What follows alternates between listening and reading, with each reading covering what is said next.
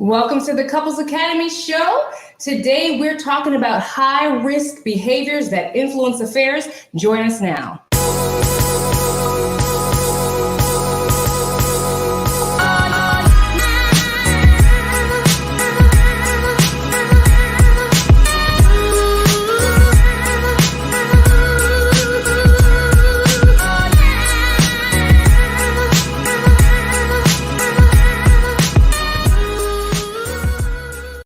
Well, good morning, everyone. Good morning. Welcome to Monday. Yes. We're starting a great week off. We're in the continuation of our series. As you know, for the last couple of weeks, we've been talking about overcoming infidelity complexities, and we decided to answer the call because so many of you, regardless of what the topic is, there's always a question about an affair, a betrayal, how to get through it. So we decided to double down on that and really, unpack it in a comprehensive way that would give you the help and the healing that you need. Let's just acknowledge those who are in. Good to and we see just want to you. welcome those from all over the We're world. going to drop over here to Steve. Good morning. Lene, Christina, Letitia, Bashan, Kiara, Clarence, Lakeisha, good morning, everybody. And I just want to ask you, are you sharing the show? Are you letting your friends, your neighbors, even your foes? Because if you tell your foes about the Couples Academy show, they might change and actually do better and be better, right? There it is. Tell everybody that you know about this show. We're trying to transform lives. We're on a mission to turn around failing marriages. So y'all can join us in that mission. You could be a part of it, and we would love for you to do that. All you need to do is subscribe and share. Yeah. And so there it is. Listen, if you're wondering, what are these mannequins in the background? We're trying to figure out where to put them. Yeah. Tell them quickly before we jump in. Well, I love product creation, right? So we have, I don't have my bangle on today because I didn't know Hassan was going to tell you guys or say anything about it, but we have jewelry that has the Couples Academy emblem. I have used them at events and retreats, and I just wanted to create more products so that we could share with the world what it is that we stand for. So the t-shirts say, the one, the only. Actually, they both say the one because the printer messed it up. But the point is the plan is for the shirts to say the one and the only. And we're going to have a lot more t-shirts come out, more products. Actually, we have a jacket coming out. So you'll see lots of things showing up on the show as we continue to develop. You are your brand, right? And your marriage has a brand, and you want to rep your brand everywhere you go. And so just like you wear a ring that symbolizes your commitment to your spouse, oftentimes messaging, does that as well. So when those shirts come out, we definitely want you to partake in that and enjoy it. All right, let's jump into this series. We've been talking about risky behaviors. Now we want to go back a little bit, give you a quick recap, because there are 13 types of behaviors that we need to unpack. Now, we've already unpacked 9 of them. And if you remember, we were talking about how your family history can influence affairs if you've been exposed to that at some point in your childhood, whether parents, siblings, aunts, uncles, extended family members. If you've kind of seen it, you can become a product of your environment and play out in your adulthood what you've seen in your home. Then we talked about single families, right? If you come from a single parent household, or even a blended family, oftentimes that can create parental deficits within you. And now you will seek out in people outside of your marriage what you feel you're not getting from your partner, and that could lead potentially to an affair. And then we were talking about physical abuse. If you've experienced any type of physical abuse or chronic conflict amongst parents in your household, that can create a sense of brokenness or hurt in you that shows up in adult relationships that impact you. Absolutely. Then we got into high risk personal factors, like if you've experienced sexual molestation as a child, and oftentimes you're carrying that pain with you, and there's secrecy, right, where you don't really share and open up, but you have this association with sex as good versus bad, and something in you could cause you to want to play out in affair relationships, which you can't experience in your marriage if you're associating it with a bad experience. So guilt and shame is kind of mixed all into that type of thing. And then adolescent promiscuity. The higher the probability, the more partners you've had increases the probability or possibility of an affair within that relationship. And then we talked about learning disabilities, right? If you have any type of learning disabilities, how that also plays in. I mean, we really went deep. And I think when I did a session by myself where we were talking about some of the high risk times, like if there's loss in family, we see that a lot. When there's a death of a family member, whether it's a parent, whether it's a child or a close loved one, oftentimes both of you are broken, both of you are hurting, and you're no good for each other, yet you're seeking companionship and support and comfort and love and care from someone. And if you can't get it from your spouse, oftentimes you'll get it from someone else. And then pregnancy, we see that all the time because of all the hormonal changes that a woman is going through and the desirability. She's tired, she's exhausted, she's dealing with a lot, yet he still has a need that's not being fulfilled.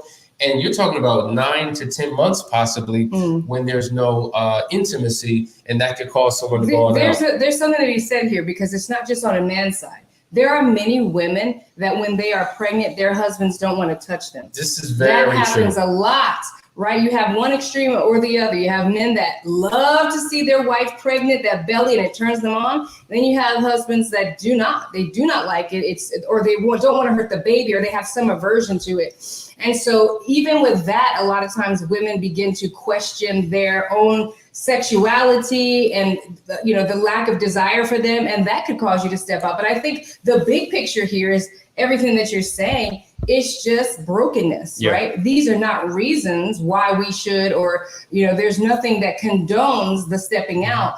But the brokenness that we bring into our relationships from way back in the day, from whatever the case may be, can show up, because when we get under stress and anxiety, that's when our worst qualities show up. Very true. Now, what we didn't talk about is there's a percentage of pregnant women who actually cheat during their pregnancy because they can't get caught. So they're having unprotected sex with other individuals because they're already pregnant. I mean, if it's under the sun, it's happening. It's happening. Oh my God. It's a real thing. And so the last thing was life transitions, whether you're relocating to another state, whether you're getting promoted or having a lateral move on your job, any type of transition you're experiencing in life can also create a vulnerability in the relationship, because either you're beating your own chest, you're excited, you're on top of the world, can't nobody tell you nothing, you're like, I'm gonna get what I can get, or you're sad and you're depressed and you're looking for some type of support. So those are the things that we talked about in this series. And these last 4, we've talked about these before, but we want to remind you of them and put them in the proper context. Now, we've been talking about how opposite sex friends it's really problematic. And here's the reality. What works for one couple may not work for another couple. So you have to determine what works for you and your relationship. But if you do decide to have these opposite sex friendships, you need to put parameters and guidelines and boundaries on them so that you're not negatively impacting your spouse. Because if I've got my own friend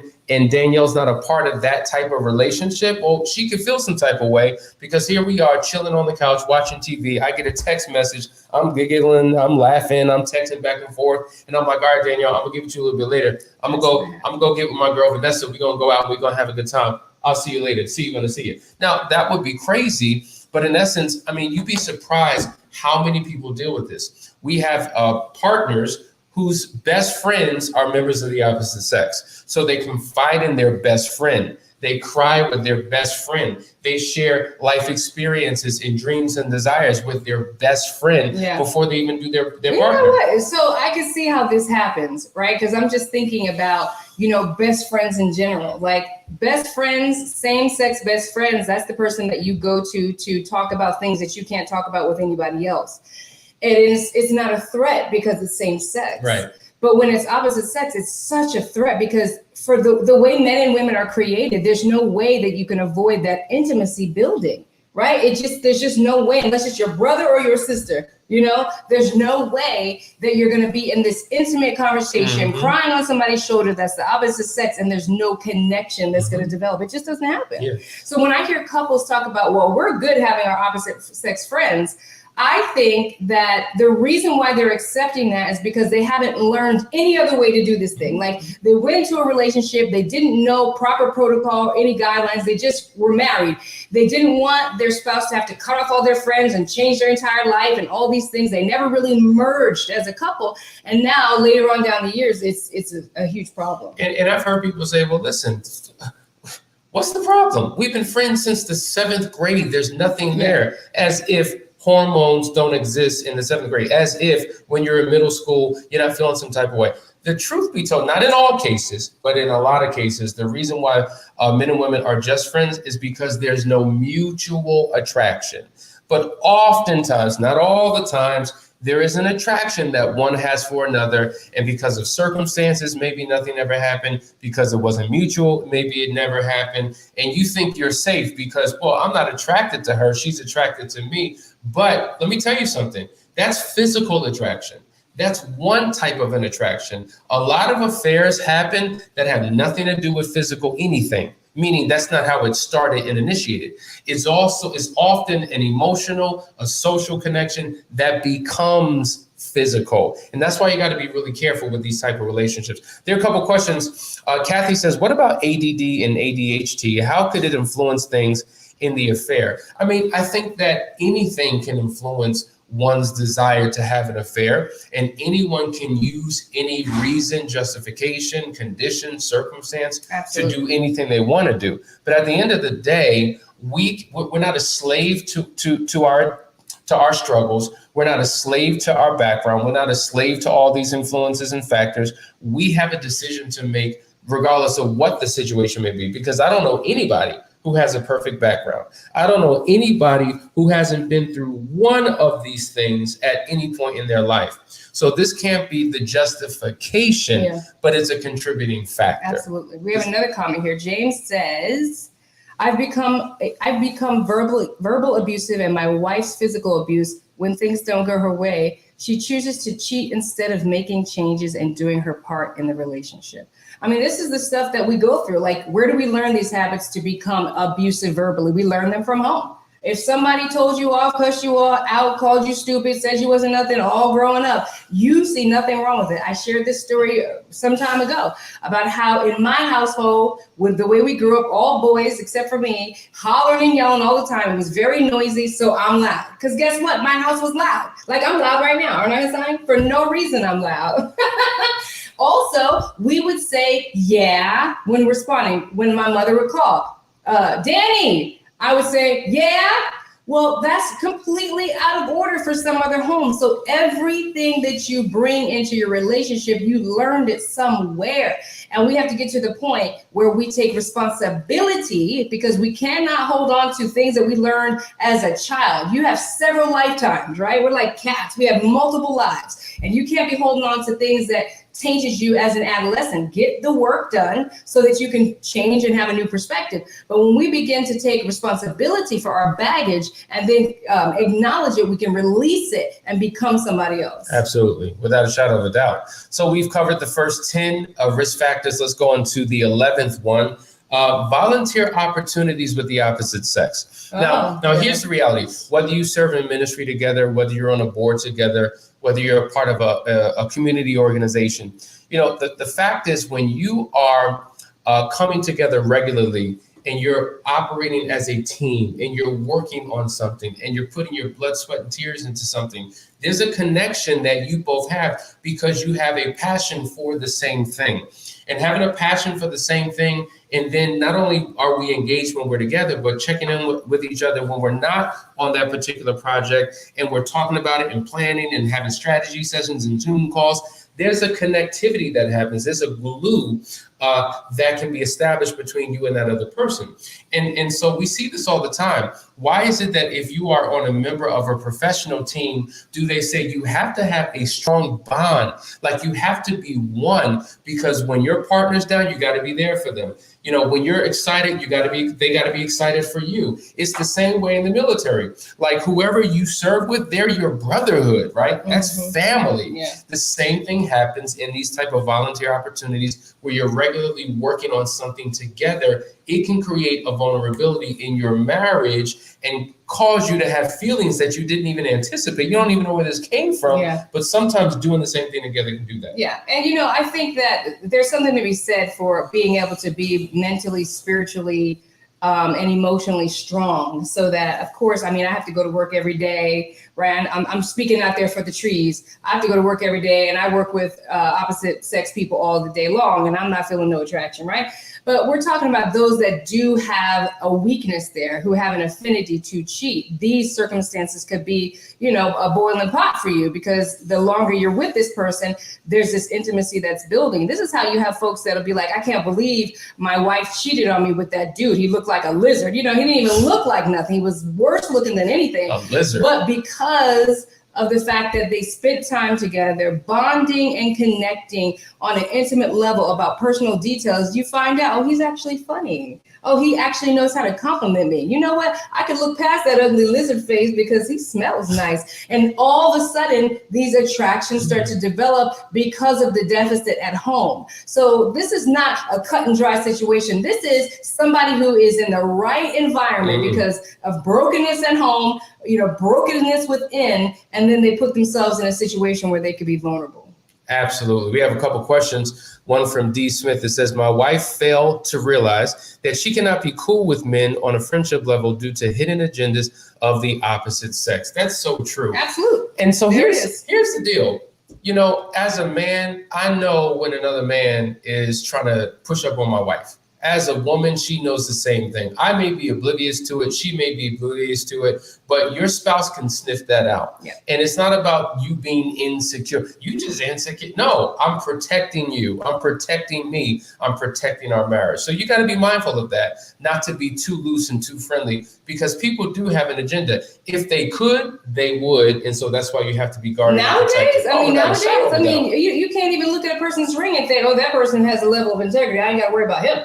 I'm somebody that's very, very, very comfortable with the opposite sex. I grew up with 3 men in my house. My brothers were very close. I have a twin brother. So I am very comfortable with men, talking to them about anything, but I can't gauge their agenda or what they're up to. So I have to set my own boundaries. I have to be aware of myself, because somebody could take my regular old having a conversation with you, and that's all, to something else because of the state of our marriages, right? Absolutely. You can't even have a conversation with somebody without them reading into something that was not even there. Yep. So you have to be cautious and be mindful for yourself. Another comment, Naak, forgive me for pronouncing your name wrong. What if you have a relationship with a person who has an opposite sex best friend, and you feel strange about this so-called friend, like there's something more to the friendship than let on? Well, it's worthy of a conversation. And so when we talk about the 19 signs of a close call friendship,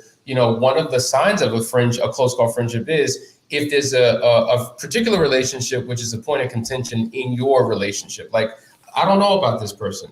Like, let's talk more about it. And when you begin to peel back the layers, not in every case, but in a lot of cases, there was something in the past. Either they dated in the past, there was an interest in the past, there was something, a flirtation in the past. There's something in the past for a lot, not all. And so it's worthy of a conversation. And guess what? If your partner maintains that friendship, then the nature of that relationship has got to change. See, that's the key. Talk about that. If like I mentioned before, if I'm going to the movies with my friend, we're on the phone all day, we're texting all the time, we're going out for lunches and stuff like that. Now that I'm in a committed relationship, that's got to shift. Yeah. And I've got to introduce if they're my best friend and it's platonic, then they won't be threatened by my new life partner. My life partner shouldn't feel some type of way about my quote unquote best friend if it's legitimate. And at the reality. That's it right there, if it's legitimate, because that speaks to the integrity of the outside person. Right. If that's a female out there and y'all been friends all this time, that has actually happened. I don't remember the names, but when we first got together, I remember friends stepping aside, female friends saying, you know what, you're married now, peace, because they know that now this is a triad, and there really wasn't room for friendship like that because we were still bonding and getting together. Like, there's a season for these things, and even now in this season, Hassani and I are always looking for wonderful quality couple friends. I'm not looking for no guy friend to go hang out with and go bowling with. Hassani's not looking for a female friend to go shoot the breeze with when he's bored with me or done with the wife chores and all of that. No, we're looking to partner together with other couples who are moving forward like we are. Mm-hmm. That's the difference. And I think that when you have these outside relationships just hanging around, and they know that you are spewing venom outward of your relationship, talking about your spouse and all that, they are playing a part in the disintegration of the marriage. And that is low integrity. Yeah, absolutely right. And even when you have couple friends, you got to be careful about the type of friends you choose. That's the truth. Because you got to check their heart, their integrity, their character, their agenda. Because here you are coming together with another couple friend, and you know what? They looking at your partner. You know what I'm saying? So you have to really be, a lot of affair. It's interesting because when people die, when a spouse dies, and that living partner remarries, oftentimes they remarry a close 100% friend. fact. The majority of the time. Multiple and it's times. just like, well, good God. I'm in the grave rolling over thinking, well, wait a minute, I know I'm dead. But were you looking? Biblical. You know, the Bible, the brother would take over. But anyway, just saying. That's a different circumstance. But I'm just saying, it's a real thing. That's why you really have to be careful. Yeah. All right, so we got two more. A high risk behavior is when you're married and you do things solo. Like I know a couple right now, they're married, but she goes to restaurants on her own. Oh, wow. She goes to movies on. Oh, wait a minute. Okay. If you're not in a good space and not in a good place. Because I sure like my solo time now, but we're in a great space. It's different. And you know my heart and integrity, and I'm not out there waiting, you know, looking thirsty in the streets. And let me just say this. A grape can be used for medicinal purposes. Mm-hmm. A grape can be used for its nutritional value. But that same grape, given a certain spin and a certain twist, can be used to do great harm. So it's not what you use, but how you use what you use, and not where you get it from, but what you do with it once you get it. So going solo can be a good thing if you're in a good place and if you don't have integrity issues and if you're happy at home. But it can be a bad thing if you're frustrated with your partner. I can't even be in the same house with you. I got to get out and clear my head. You get on my last nerves. And then all of a sudden you hear the music. Mm-hmm. You see the light silhouette over that person's butt. And you're just like, oh my God, this is what I've been longing for. And you entertain things that you shouldn't entertain because you're not in a good space. Absolutely. It makes me think about, you can't ever judge anybody's situation. I have gone to restaurants and got a table by myself because I'm working somewhere. I'm working with a client and I'm having lunch by myself. But, sometimes you see people just sitting at the bar by themselves and you just wonder, are they married? Are they there to pick up someone? So these are the things when we're out there in those streets, there are things that we do to try to attract the opposite sex, and this is how they find you. So you got to be mindful of that. I know people that go to Walmart only. Singles go to Walmart at between 12 a.m. and 1 in the morning because they know that's when all the single bachelors are out there. So if you married and you heading out to Walmart in the middle of the night, are you really going for eggs and milk? That's the question. That's a good question. Another question. Would you be comfortable with your partner innocently flirting with the opposite sex best friend or your partner allowing it? Heck no. First of all, you need to go back a couple of episodes. We did a topic on flirting and the dangers of flirting. Flirtation is not good at all. And first of all, wait a minute. So now, not only is it your best friend, y'all flirt? And what's innocent about it? How is it innocent? Innocent flirting? What does that mean? Come on now. Flirting from my point of view, we should pull up the definition. I don't even know what the real definition, but I think of it as suggestive, seductive behavior. Language and insinuations that you're giving someone. Yeah, if I'm just, if I'm with a family friend and I'm like, oh, I like your shirt. That's not me flirting. That's a compliment. But flirting is crossing the line, period, if you're married. Last one. Number 13 of risky behaviors that we need to unpack is fantasizing about another person. Oh boy. You have to understand that when it comes to infidelity, it's more about desire than sex. Sex is a result of desire.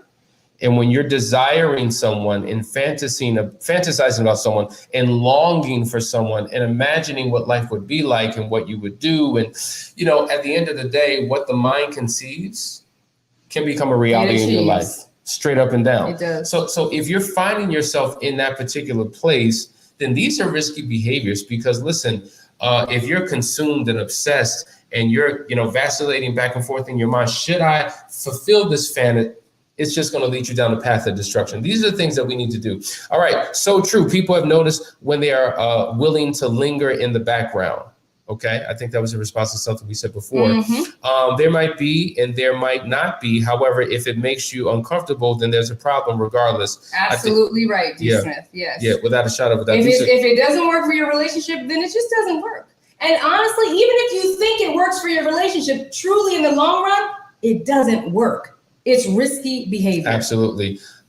Innocent flirting looks like someone wants permission to be a trash bag. Wow. I'm going to use that term now. Trash bag. I like that. All right.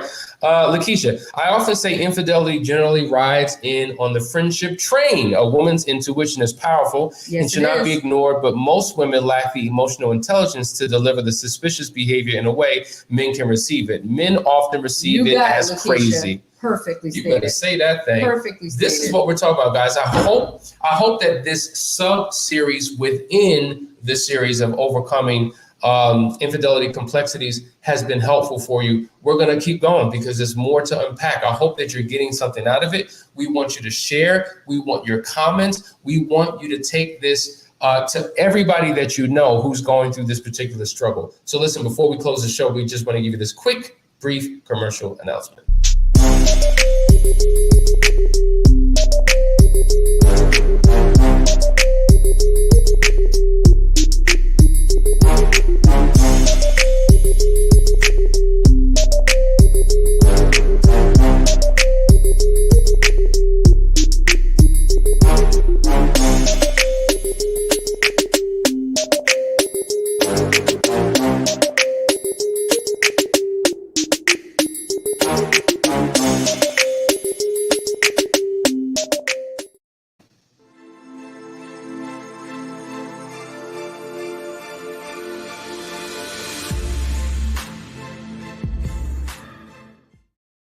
All right, guys, listen, these ads that you're seeing are letting you know what it is that we're doing. It lets you know what services we have available and how we want you to take advantage of it. For some of you, this show gives you everything you need to give you clarity, but then it's, okay, so what do I do about this? And so that's why we encourage you to contact us at couplesacademy.org so we can figure out how we can partner with you to help transform your life and restore your relationship. Listen, tune in tomorrow. We're excited about what we have coming up this week. If you're enjoying it, leave comments, share, subscribe. Yes. We love you, and we'll see you in the AM. Take care.